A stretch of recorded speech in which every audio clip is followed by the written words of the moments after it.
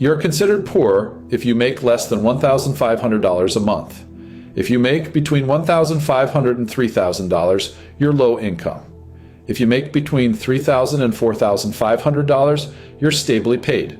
Between $4,500 and $6,000, you're what we call middle class. Between $6,000 and $9,000, you're comfortable. From $9,000 to $12,000, you're upper middle class.